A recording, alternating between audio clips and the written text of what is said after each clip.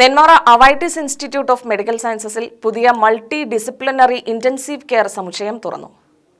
K Babu MLA കെട്ടിടം ഉദ്ഘാടനം ചെയ്തു. നെന്മാറയുടെ അല്ലെങ്കിൽ പാലക്കാട് ജില്ലയിൽ തന്നെ ഏറ്റവും നല്ല സൗകര്യങ്ങളോടുകൂടി ആരംഭിക്കപ്പെട്ടൊരു ഹോസ്പിറ്റലാണ് അവൈറ്റീസ്. അതിൻ്റെ മഹത്വം ഇപ്പോഴും നിലനിൽക്കുന്നുണ്ട്. അതുപോലെ തന്നെ നമുക്ക് ICU MD ICU ബെഡോടുകൂടിയ ഒരു വാർഡ് നിലവിൽ ഉള്ളതിനേക്കാൾ ഇരട്ടിയിലധികം സൗകര്യങ്ങളാണ് ഇപ്പോൾ വരുന്നത്.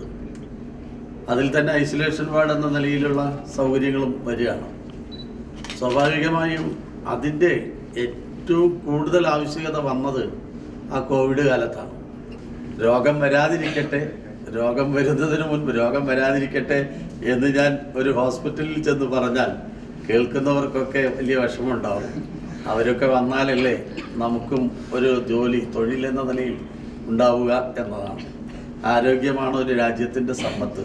ആധുനികതയും കരുതലും ഒരുമിപ്പിച്ച് മികച്ച ചികിത്സാ സൗകര്യങ്ങൾ സമൂഹത്തിന് നൽകുക എന്നതാണ് ആശുപത്രിയുടെ പ്രധാന ലക്ഷ്യം. നിലവിലെ മാറ്റത്തിന്റെ ഭാഗമായി കിടക്കകളുടെ എണ്ണം വർദ്ധിപ്പിച്ചതിനോടൊപ്പം അന്താരാഷ്ട്ര നിലവാരത്തിലുള്ള തീവ്രപരിചരണ സംവിധാനങ്ങൾ, ഡോക്ടർമാരുടെ മേൽനോട്ടം എന്നിവയിലൂടെ രോഗികൾക്ക് കൂടുതൽ വിശ്വാസത്തോടെ സേവനം ലഭ്യമാക്കുന്നു.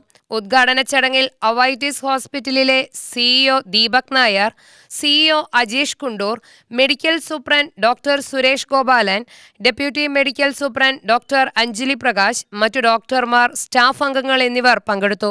UTV news, Palakkad.